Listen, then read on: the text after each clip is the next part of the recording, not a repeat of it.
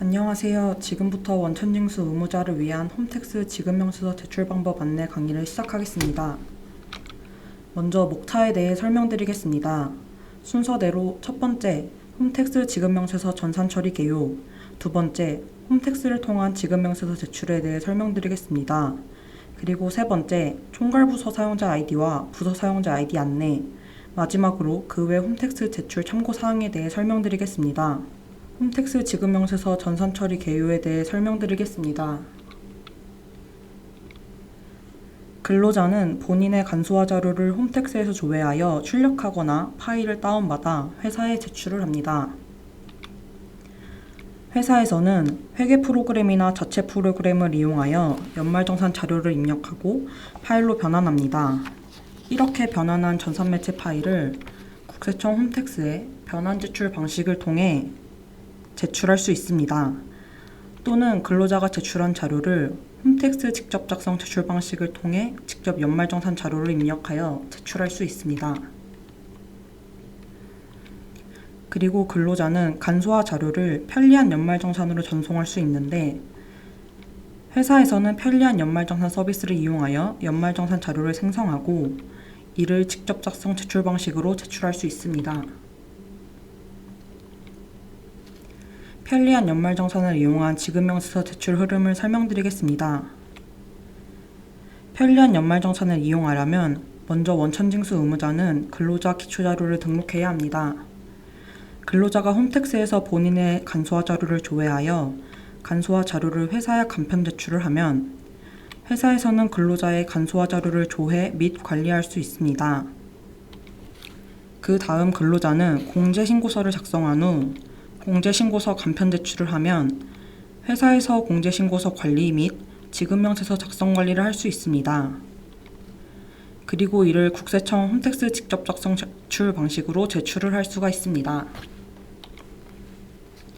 지급명세서 전자제출이란 서면이나 전산매체로 직접 제출하던 지급명세서를 세무서에 방문하지 않고 홈택스를 통해 제출하는 것으로 원천징수 의무자의 편의를 도모하기 위한 서비스입니다. 지급명세서 전자제출 방법에 대해 설명드리겠습니다.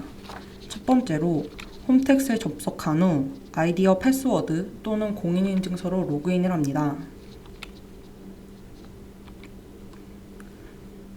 홈택스 지급명세서 제출 자료 유효성 판단 기준은 원천징수 의무자의 사업자 번호와 로그인한 아이디로 유효한 데이터를 판단합니다. 하나의 사업자 번호에 아이디가 여러 개일 경우 아이디별로 제출한 자료가 모두 각각 유효하게 처리됩니다. 예를 들어 사업자 번호 하나로 부서 사용자 아이디 01, 02를 가지고 있고 아이디 01이 100명의 자료를 제출하고 아이디 02가 200명의 자료를 제출했을 시 총 300명의 자료가 제출로 인정이 됩니다. 근로소득 지급명세서 제출 경로에 대해 설명드리겠습니다. 첫 번째로 홈택스 메인 화면 오른쪽 하단에 세무 업무별 서비스에서 원천셀을 클릭합니다. 우측 중간에 근로, 사업 등 지급명세서 제출을 클릭합니다.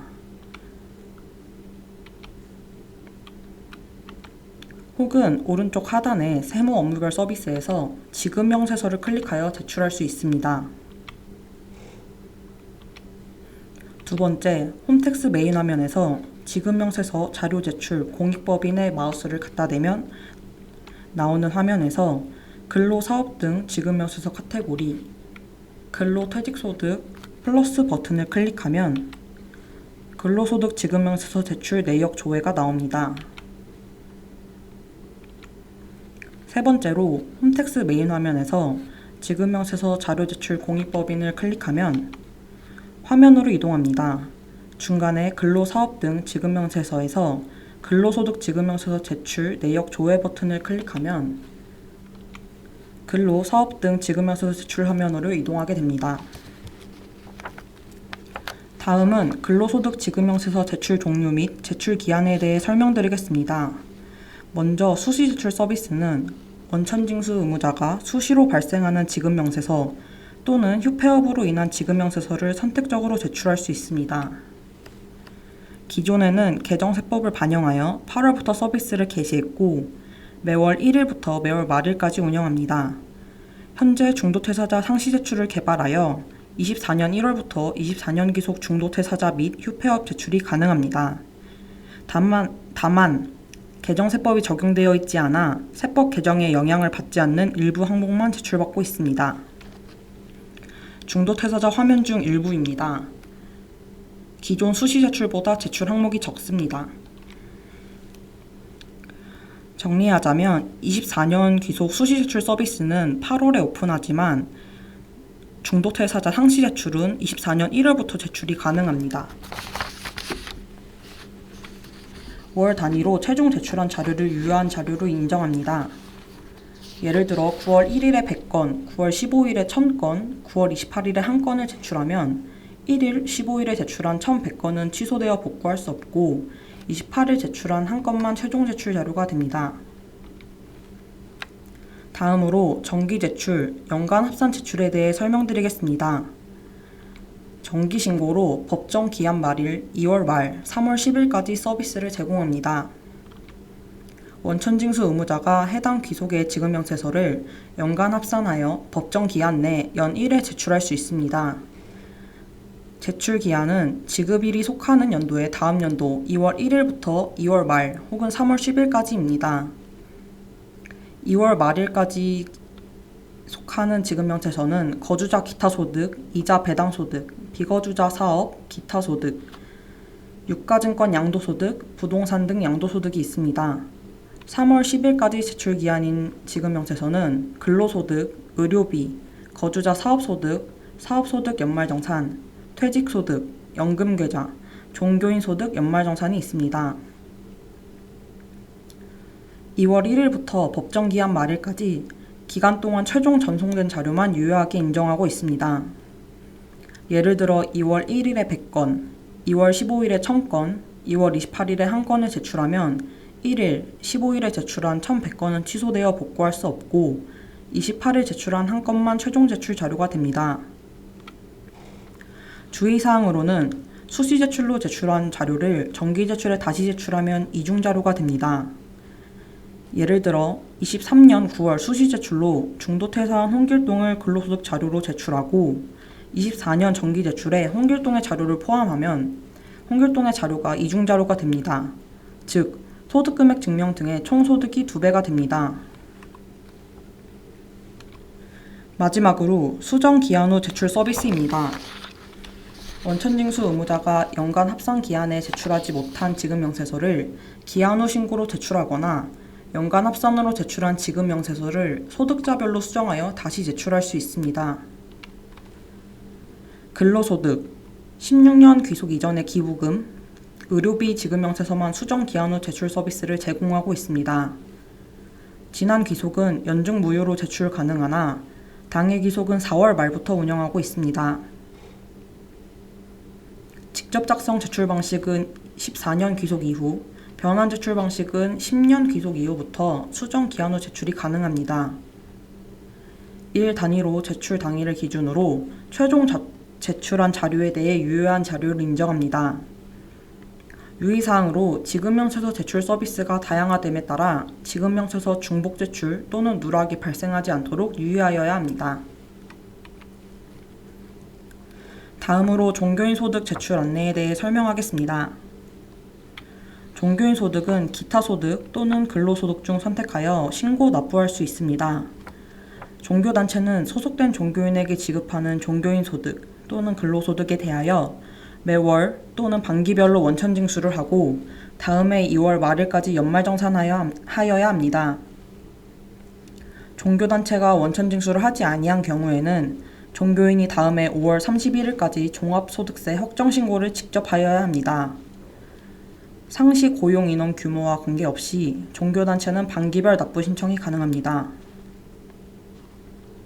종교단체는 원천징수 및 연말정산 여부에 관계없이 다음해 3월 10일까지 지급명세서를 제출해야 합니다. 종교인에게 지급된 종교활동비도 신고 대상입니다. 기타 소득으로 연말정산하는 경우 종교인 소득 연말정산 지급명세서를 클릭하고 기타 소득으로 연말정산하지 않는 경우에는 기타 소득 지급명세서를 제출합니다. 근로소득으로 연말정산하는 경우 근로소득 지급명세서로 제출하면 됩니다. 기타소득 지급명세서 제출 시 정기 제출기한 예제입니다. 법정 제출기한 마감에 맞춰 종교인 소득 외에는 2월 말까지 제출하고 종교인 소득은 3월 10일에서 3월 10일까지 홈택스에서 추가 등록 후 제출이 가능합니다. 예제를 참고하여 제출해 주시기 바랍니다. 지급명세서 제출 방식 선택 화면에 대해 설명드리겠습니다. 근로소득 지급명세서를 클릭하면 제출 방식 선택 화면으로 넘어갑니다.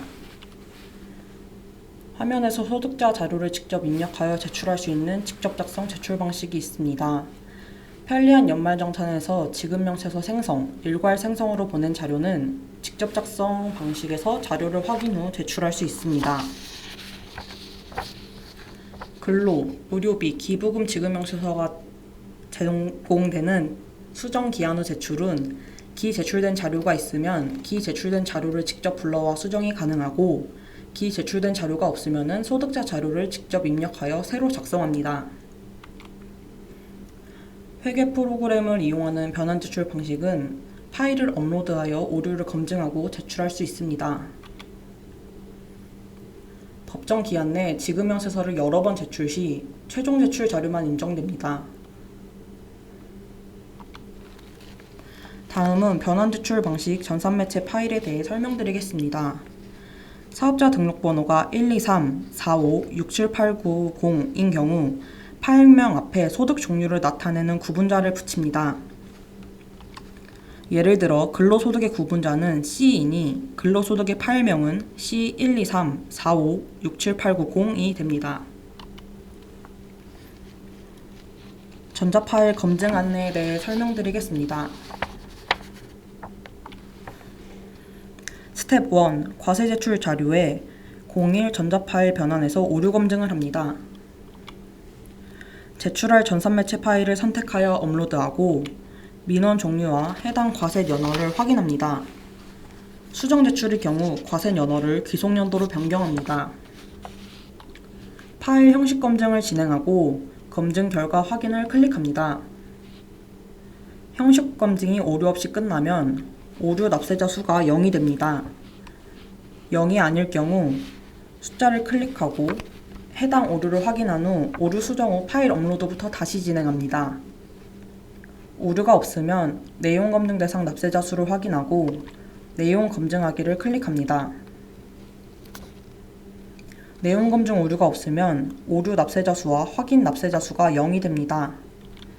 0이 아닐 경우 오류 납세자 수와 확인 납세자 수의 자를 클릭하고 해당 오류를 확인합니다. 오류일 때 숫자를 클릭하면 02 변환 결과 조회에 내용 검증 오류 화면으로 이동하게 됩니다. 파일 형식 오류, 내용 검증 오류는 반드시 수정해야 제출이 가능하고 확인 납세자 자료는 오류 확인 후 이상이 없으면 수정 없이 제출 가능합니다. 내용 검증 오류가 없다면 정상 납세자 수의 숫자를 클릭하여 02 변환 결과 조회의 정상 자료 탭으로 이동해서 제출한 파일의 상세 항목을 확인하거나 인쇄할 수 있습니다. 정기 제출 이후 수정 기한 후 제출을 하는 사업장을 위해 홈택스 변환 제출 방식 오류 검증은 재오픈합니다. 사업장은 오류 검증을 하여 정상 파일만 세무서에 제출합니다. 제출된 상태가 아니기 때문에 반드시 하단의 다음을 클릭해서 03 전자파일 제출로 이동한 후 제출해야 합니다. 지급명세서가 정상적으로 제출되면 접수 결과를 알려주는 과세자료 제출 접수증 화면이 보입니다. 한 파일에 원천징수 의무자의 수가 여러 건일 때 제출 내용에 정상적으로 제출된 원천징수 의무자 목록이 나타납니다. 제출하기를 클릭하면 제출 완료가 되며 인쇄하기 클릭 시 접수증 인쇄가 가능합니다. 다음으로 직접 작성 제출 방식의 지급명세서 제출 순서에 대해 설명드리겠습니다. 직접 작성 제출 방식을 클릭하여 스텝 1 과세 자료 제출에 01 기본정보 입력에서 원천징수 의무자 기본사항, 귀속연도, 제출 대상, 제출 연월 등을 확인하고 사업자 혹은 주민등록번호를 입력하고 확인 버튼을 누릅니다. 확인 완료되었습니다 라는 팝업 메시지를 확인하고 법인명과 성명을 입력한 후 다음 이동을 클릭합니다. 02 상세 내역 입력에서 소득자 상세 내역을 입력하고 지급명세서를 작성합니다. 제출자료 불러오기는 제출 기간 내에 직접 작성 제출 방식이나 변환 제출 방식으로 제출 완료한 자료를 불러오는 기능입니다. 불러오는 종이면 새로 고침 상태로 변경이 되고 새로 고침을 누르면은 하단에 전에 제출한 자료가 불러와집니다.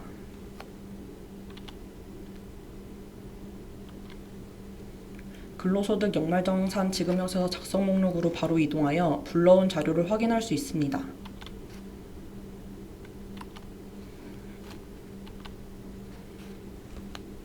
소득자 인적사항에서 주민등록번호를 입력하고 확인 버튼을 클릭합니다. 성명은 반드시 입력해야 하고 중도퇴사자 및 종교 관련 종사자 여부를 확인합니다. 근무처별 소득명세의 주현, 작성 버튼을 클릭하면 아래로 팝업이 펼쳐지며 주현 정보를 입력할 수 있습니다.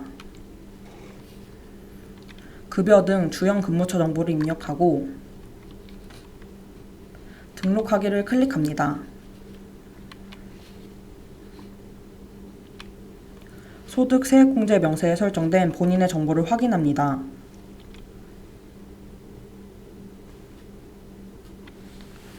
본인 및 부양가족의 관계, 개인정보, 주민번호 성명과 인적공제와 추가공제 여부를 입력합니다. 본인 및 부양가족의 간소화 자료를 확인할 수 있습니다.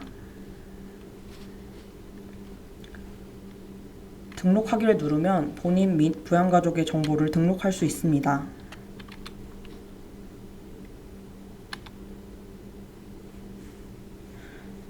전년도 부양가족 불러오기를 클릭하면 부양가족 주민번호를 새로 입력할 필요 없이 전년도에 작성한 부양가족 리스트를 불러와서 수정할 수 있습니다. 공적연금 납부 총액을 입력합니다. 소득 공제의 가장 마지막에 공제되므로 총 급여가 작으면 보험료 대상 금액이 있어도 연금 보험료 공제 금액은 0일 수 있습니다. 보험료는 소득 세액 공제 명세에 입력한 자료가 자동 계산됩니다. 주택자금 공제의 종류를 확인한 후 해당 항목에 대상 금액을 입력합니다. 주택 임차 차입금 원리금 상환액과 장기주택 저당 차입금 이자 상환을 잘 구분하여 작성해야 합니다.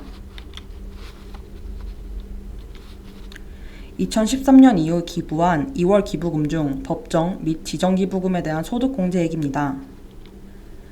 해당되는 공제 항목에 따라 공제 대상 금액을 입력하거나 작성하기 버튼을 클릭하여 팝업 화면에 내용을 작성합니다. 감면 소득 금액은 직접 입력하고 아래의 내용은 주현 및 종전 팝업 내용으로 자동 계산됩니다. 앞서 작성한 소득세액 공제 명세에 입력한 부양가족 및 자녀, 부양가족의 자녀 및 출산 입양 체크수와 일치해야 합니다. 연금계좌는 세액공제의 가장 마지막에 공제되므로 산출세액이 작은 경우 금액이 있다 하더라도 세액공제액이 0원일 수 있습니다. 특별세액공제는 상단에 입력한 소득세액공제 명세서의 내용으로 자동 세팅이 됩니다.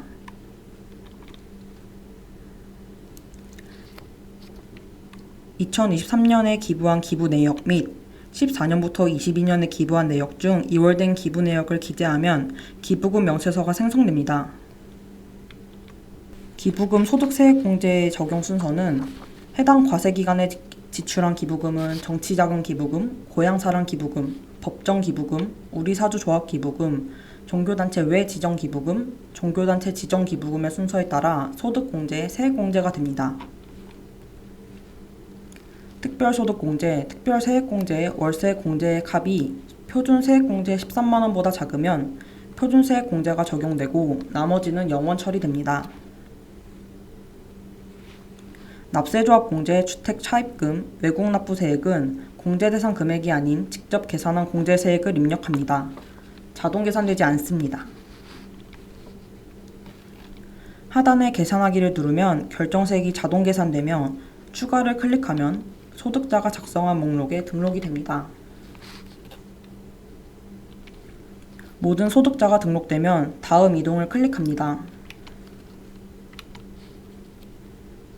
입력한 소득자의 건수 및 금액을 확인하고 지급명세서 서식 형태로 미리 보기가 가능합니다. 제출하기를 클릭하면 자료가 국세청에 제출되고 접수증을 확인하고 인쇄할 수 있습니다.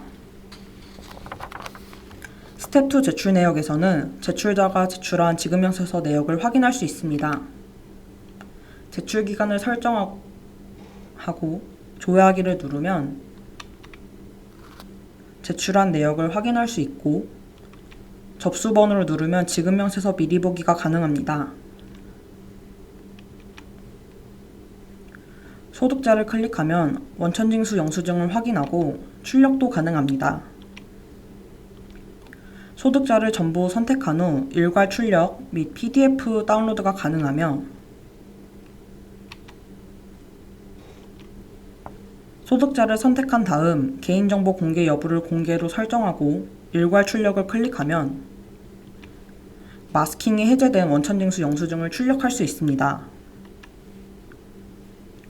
근로소득 지급명세서 제출 현황을 클릭하면 원천세 신고 시 필요한 소득자별 요약 정보를 확인하고 인쇄 및 엑셀 다운로드를 할 수 있습니다.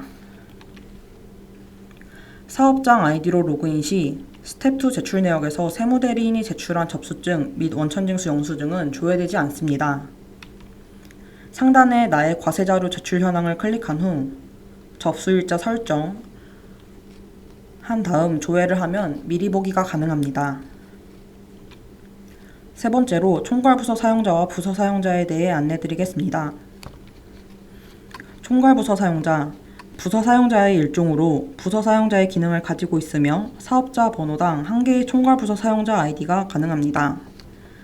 부서 사용자가 제출한 자료 목록을 확인하거나 재제출할 수 있습니다.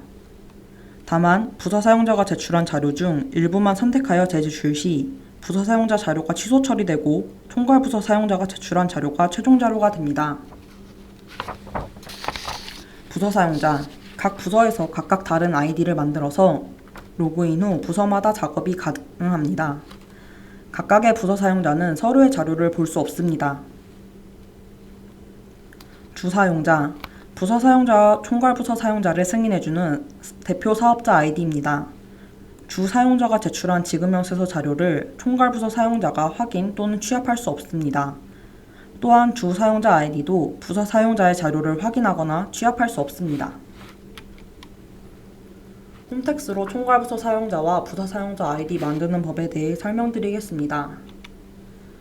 사업자 번호 하나에 여러 개의 부서 사용자 아이디를 만들어서 각 부서마다 지급명세서를 작성하고 제출하는 경우 가입해서 사용할 수 있습니다.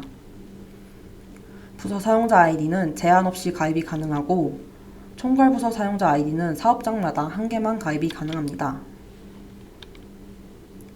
주사업자 아이디로 로그인하여 마이 홈택스를 클릭한 후 부서 사용자 관리를 누르고 부서 사용자 아이디를 관리할 수 있습니다.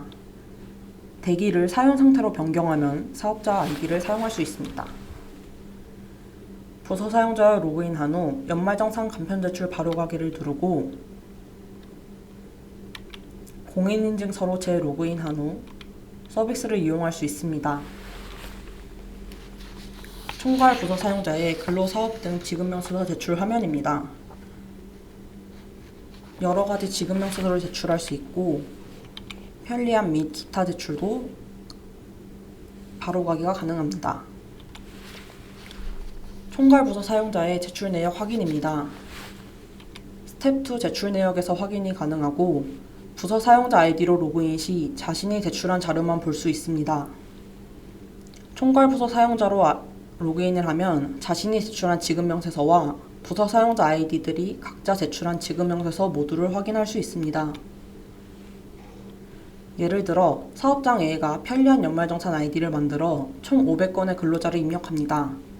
총괄부서 사용자 100건, 부서 사용자 1 150건, 부서 사용자 2 250건을 각각 정기신고 기간에 제출하면 500건 모두 유효하게 인정됩니다. 아이디 1과 아이디 2는 각자 제출한 것만 확인되고 총괄부서 사용자 아이디는 500건을 모두 확인할 수 있습니다. 마지막으로 그 외 홈택스 제출 참고사항에 대해 설명드리겠습니다. 홈택스 지급명세서 전자신고 삭제 처리 안내입니다. 홈택스 지급명세서에서 전자신고 삭제 처리를 하고 싶다면 전자신고 삭제 요청을 서를 작성해야 합니다. 삭제 요청 신청 기간은 법정 제출 마감일에서 이틀 뒤까지입니다. 세금 신고를 클릭한 후 전자신고 삭제 요청을 클릭합니다. 삭제 요청서 작성하기를 클릭하고 삭제할 세목을 선택하고 제출한 자료의 사업자 번호 혹은 주민등록번호를 입력 후 확인 버튼을 누릅니다. 삭제 목록의 민원 접수 번호를 선택하고 다음으로 넘어갑니다. 신청 정보 확인 및 입력을 하고 동의함을 체크한 다음에 다음으로 넘어갑니다. 삭제 사항을 확인한 후 삭제 요청서 제출하기를 클릭합니다. 접수증이 나오면 접수 요청이 완료된 것입니다.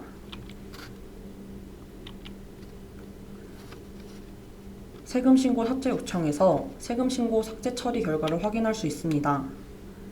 삭제 요청 일자를 입력하고 조회하기를 클릭하면 목록의 처리 상태가 나타납니다. 세무서에서 삭제 처리가 완료되면 처리 완료 상태가 되고 삭제 처리에 1주에서 2주 정도 소요될 수 있습니다. 마이홈택스에서 원천징수 영수증을 확인하는 방법입니다. 근로자의 공인인증 아이디로 로그인한 후 마이홈택스에 들어갑니다. 연말정산 지급명세서에서 지급명세서 등 제출 내역을 클릭합니다. 최근 6년간의 구종, 근로, 사업연말, 기타, 퇴직, 종교인 연말, 연금계좌, 연금연말, 비거주자 사업 기타 지급명세서를 제공하고 있고 근로는 7개년을 제공하고 있습니다. 지급명세서 등 제출 내역에서 지급명세서를 볼 수 있습니다. 근로자의 아이디로 지급명세서를 확인하는 경우 개인정보 공개 여부를 공개로 선택한다면 징수 의무자의 마스킹은 해제되나 근로자의 정보는 보안상의 이유로 해제되지 않습니다. 외부 제출용으로 사용하기 위해서는 회사에 요청하시길 바랍니다. 이상으로 홈택스 지급명세서 제출 방법 안내에 대한 강의를 마치겠습니다. 감사합니다.